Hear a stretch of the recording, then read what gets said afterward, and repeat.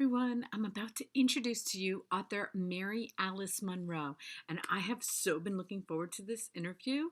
It's another beach book, and we are loving the beach books, right? I mean, come on, who doesn't love a great beach book? And I love this story. This is the first time I've read a book by her, but I've seen her books all over the place, and I've always wanted to read one, so I am so happy that I did. Everyone, here is Mary Alice.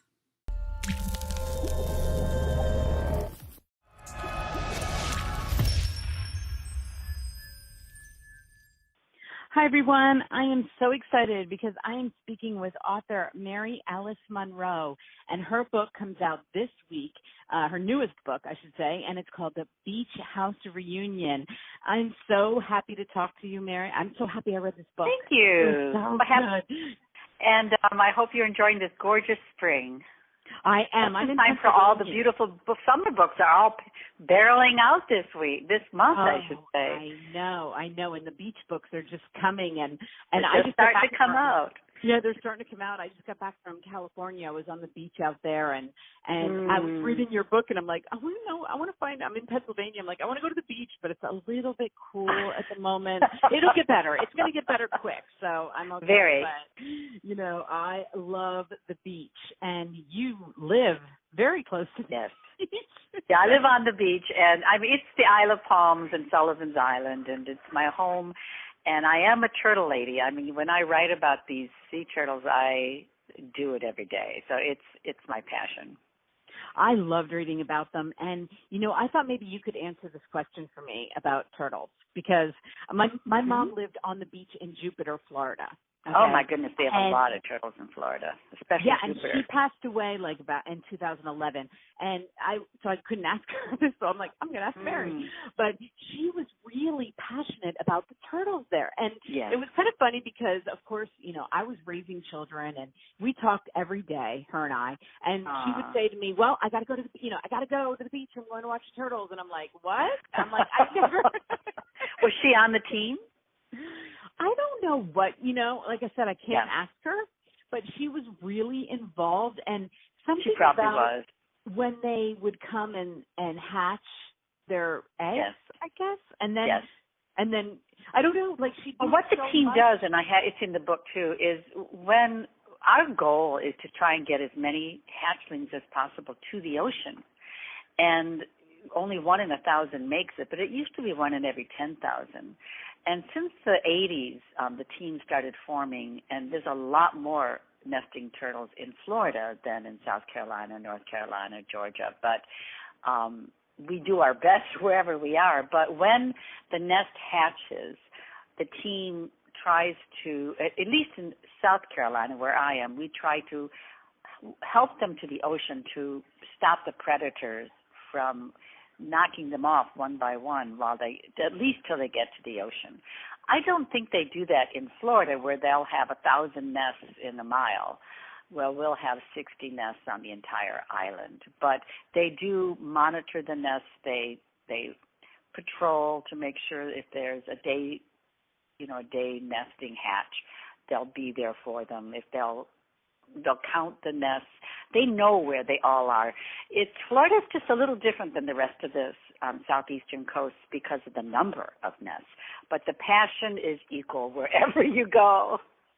It was just interesting to me because, like I said, I was, in the midst of raising children, and she would talk about these turtles, okay? Yeah, it's a passion. I would kind of tune her out, okay. Like, she'd tell me what she was doing, and I'm like, okay, Mom, sounds like fun. Have a great day. But what's interesting is probably back in the day, when I first, 20 years ago, when I started working with turtles and I became a volunteer, and it's actually almost 20 years since the first novel, The Beach House, came out, which is sort of staggering for me to realize. But at that time, the people didn't talk about turtles or weren't as aware as they are now. We've come a long way. So I'm not surprised that you were like, what, turtles? It's like my editor in New York said, no one wanted to read about turtles. And I said, trust me, yes, they do. And I think it's really about how you tell the story, too. It's not, no one comes to my novels to learn about turtles. They come because of the mother-daughter, right? Right. But I sort of sneak it in there. And so now my readers anticipate that they're going to learn something. Yeah, and like I said, for me, it was so meaningful because as I was reading this story, it just brought back something of her that I completely forgot. You know, I really did, because it was like she talked about it a lot. She was we grew up in Pennsylvania, but when she moved to Florida, everything became like the environment, everything became very real to her, and probably because of having it so nice compared to up here, the seasons, we don't have it year round. And I don't know, she became interested in all this stuff involving. She found her passion. That's what I like to think.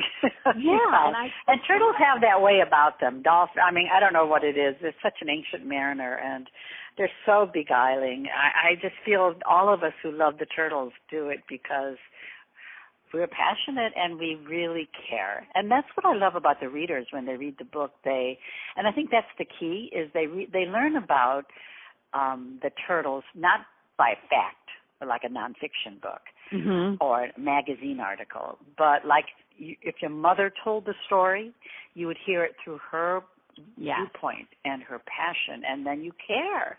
And that's what happens when they read the novel. They learn about them through the eyes of the characters, this mother-daughter, and being on the beach, and then they care because emotions are involved. And I think that's the key. Absolutely. Or the hook, as it were. Right, and that's why I felt like so drawn to this book, like who knew, okay? But as I'm reading it and her relationship with her mother, and I remember when my mom had first moved down there, she moved down there when my dad had died because her parents lived in Florida. And I remember her taking me to the beach one time, and not that we didn't go to the beach a lot growing up, but she took me there one time and she said, "This is my happy place." And I'm like, "Really?" Yeah, and she was that's like, nice. "Just sit here and listen." And she was like, "Just listen to the waves and listen to the, she's like, and you just kind of forget everything." And then as I was reading this, I was like, there were spots when she was talking that I was getting really teared up because I thought, you know what? I forgot that she's the one that made me love the beach so much as I've grown older. And now I do go there by myself, and I can sit there and be like, wow, yeah, I get it now, Well, as an author, that means a great deal to me that I brought you to that place. Oh, you did, and this story so many ways did, but I love the story. I mean, is this the fifth one in the series? It is. It's interesting. This series I never wrote as a series. Each book you could pick up any one of them as a standalone. But the family grows from years. Kara was 40 in the first book, and now she's 53. So you see her life evolve. And it is a family saga. And in the Beach House, and even in the Beach House movie that just came out, you see the children, Linnea and Cooper, as 9 and 6. And now they're 18 and 23. And you get to see their issues. And what I loved about Beach House Reunion as an author, putting it all together, is that I could see the whole story come full circle of family, the abuse, the verbal abuse and the kind of bully behavior between men and women that over generations comes full circle. And in this book, it's about breaking old family habits, bad patterns that if Palmer took 5 books to reach this point.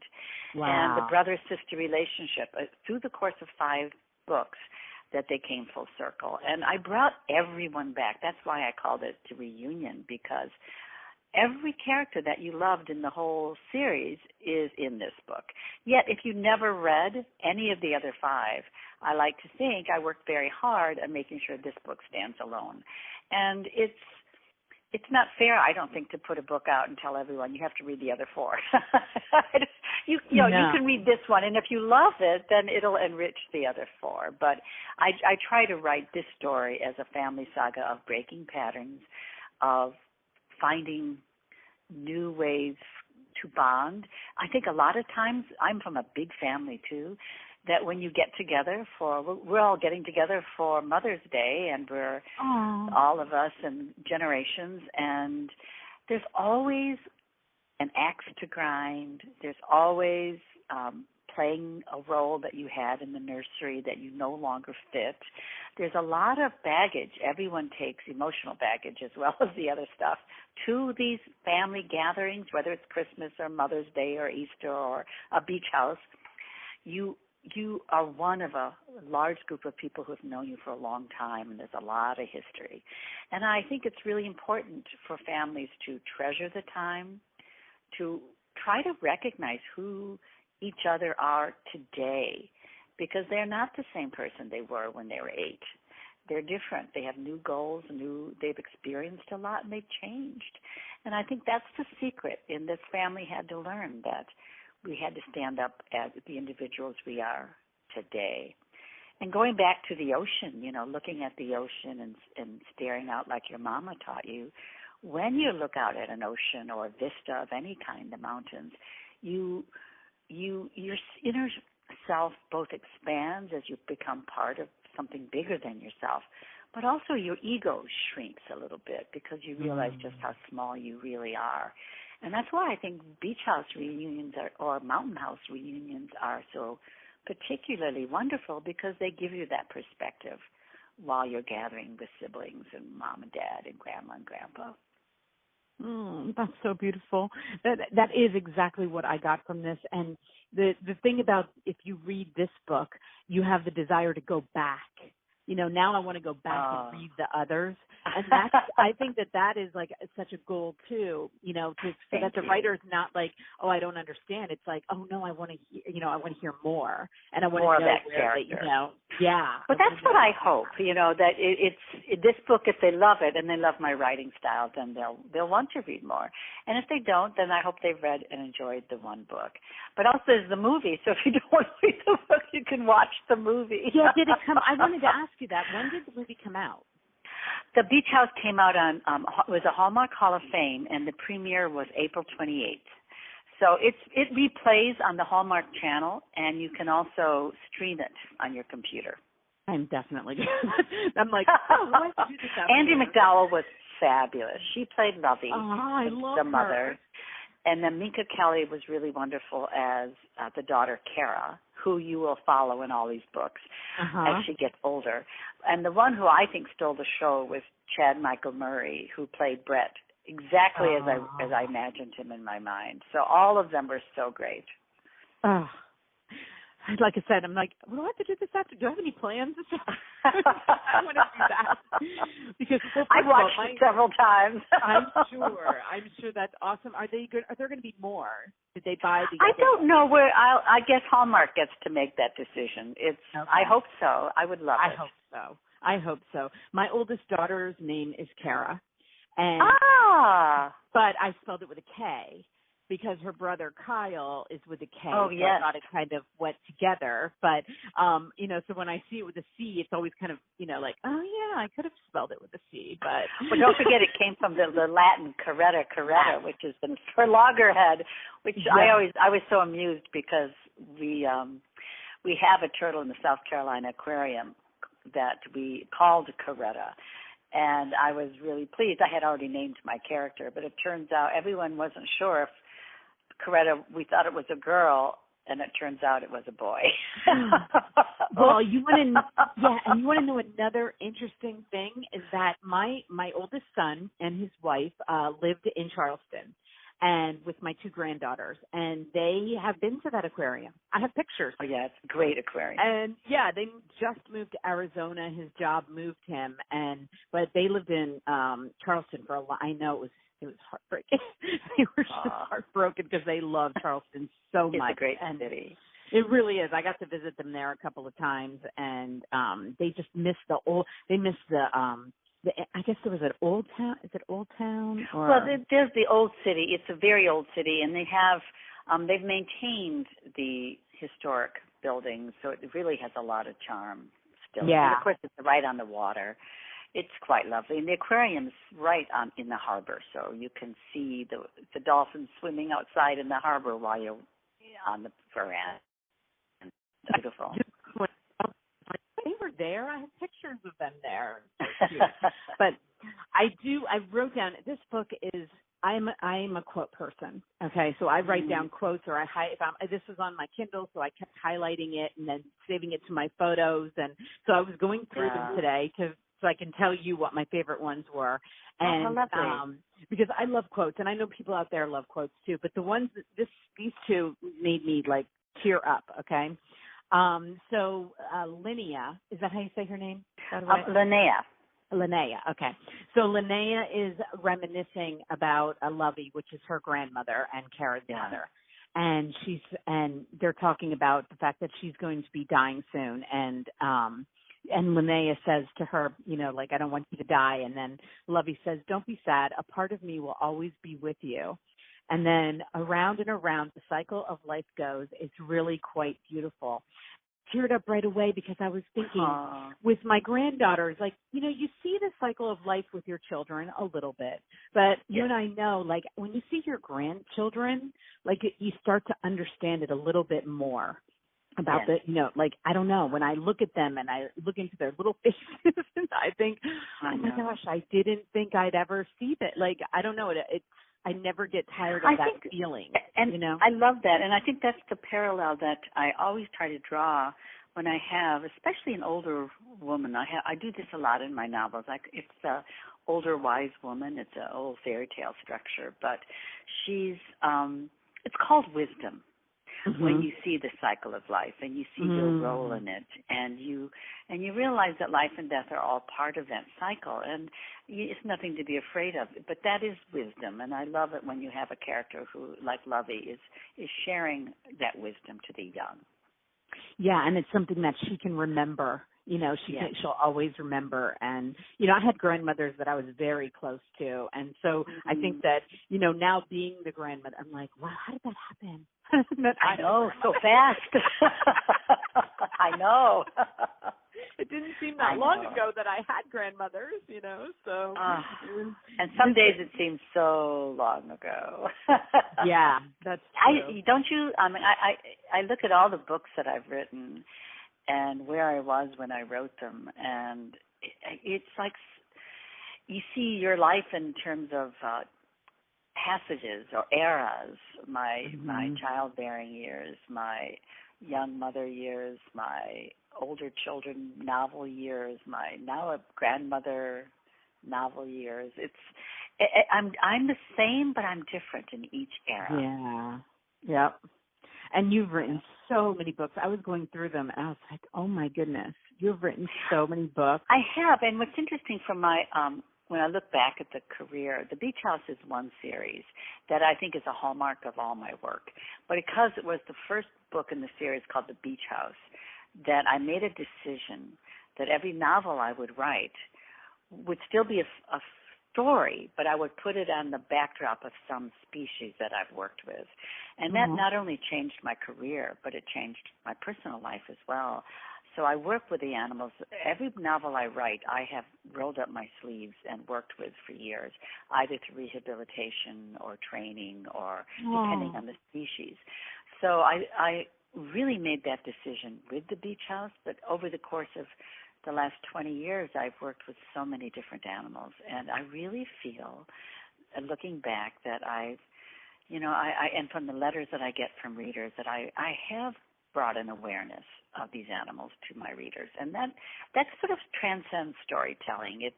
It's going another step farther to bring people close to this beautiful, fragile planet that we live on, because all the characters respond to it, and I hope my readers respond to it.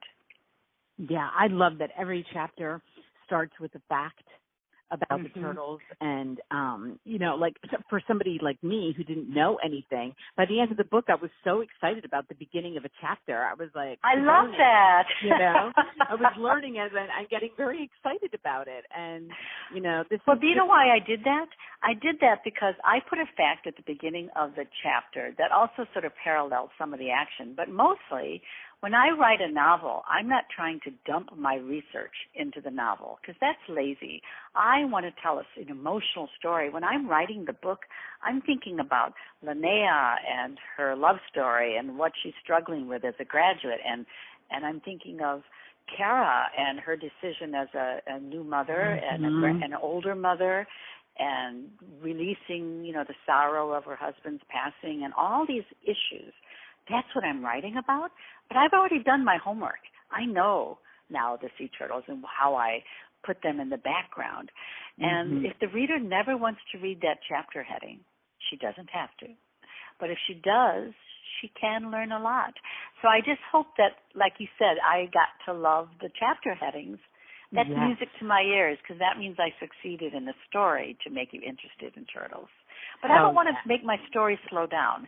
I'm a novelist. I'm talking about people's lives and struggles and joys and compassion and love and sorrow and all the gamut of the expressions of our humanity.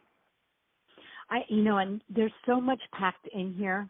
That there is like in that, but then I was thinking, because it's a family and there's so many issues that we're talking about still, because like Kara, like you said, Kara is an older mom and I'm 53. Can't even imagine that, having a baby. Okay. When I'm with my grandchildren for a couple of hours, I'm like, okay, here you go. And yet how surprised was I to find out that it's not that uncommon, that there's an increasing trend towards women who, put their career ahead and now want children and they're adopting, or women who've had children and now they're grown and they're adopting another one. It's a beautiful, it's beautiful to see women still giving as mothers. Yes. Yeah, and we know we live longer too on the whole. Exactly. So like at 53, we could do it, but I just thought it was funny with the struggles she went through, because I was like, yeah, I understand, but it's your first baby, so it's a little bit different, it's a little bit. But that's why she kept saying, I can see why women are young when they have babies. Yes. Yeah, but it's, when you look at your own family and it's like, oh, right, there are all these, we aren't just a one-issue family. Families have many issues, many struggles that we go through. And, your storytelling is amazing. It really is. I loved it. I can't tell you how much I loved it. But so do you have another book coming out this year? Well, not this year. This is May 22nd is the big day. And then I'm working on a book that is actually going to take you partly in the ocean, to the ocean, and partly in the mountains. It'll come out next summer, and I don't have a title, but I know it's going to be addressing the issues of evacuation, because that's becoming a really prominent issue, not just for people along the coastline, but also from fires and floods. Weather right now is in extreme weather patterns, and we're seeing more and more fleeing from weather. So I think this is going to be an issue that we all are going to face in our futures. Interesting. My son did, when he left Charleston, for Arizona, he was like, I wonder, besides hot, is there any other weather thing? And I have to think about fires and look what goes on in California. The fires every year, and the flooding in the Midwest. Right. It's earthquakes. I mean, this is a phenomenon that is going to increase, I suspect, as extreme weather increases. Yeah, it's interesting, that our children are now we didn't think about that so much, but now they do, and especially with the way the hurricane seasons have been, and like different things, it is something to think about, and very much so. And the question I always look at that and I say, okay, well, what's the human question? And to my mind, it's, what do you choose to take with you? Right. And I think that's a very interesting question. So I'm exploring that in this novel. Oh, that's awesome. Well, everyone, I just want to tell you, this book comes out, like I said, this week. I'm going to have all of Mary's links listed beneath here, along with the Amazon link that you can go right to hit one little click, and you got the book, which is so easy. I love Amazon. And I just wish you the best release day. I hope you have a lot of fun. Thank you. Thank you. And can I say, for everyone who has a family reunion this year, I hope it's a wonderful one. That's right. That's awesome. And go watch the movie. I'll have the link to there. Actually, I will. Oh, good. Yeah, I'm really pleased. I think Andy McDowell just knocked it out of the park. So I loved it. I think isn't she 53. I think she is very close to my age, from what I remember. I think so. Yeah, I believe so. I think so. So I can't wait. She's beautiful inside and out, I have to say. Oh, yeah. She always came across like that. So I will be watching that. But thank you so much for talking with me. And when your next book comes out, you know where to find me. And I would love to I'm looking forward to it. And love to the family. And love to the turtles. Yes. Have a great day. Thank you so much. Thank you. Okay, Bye. bye.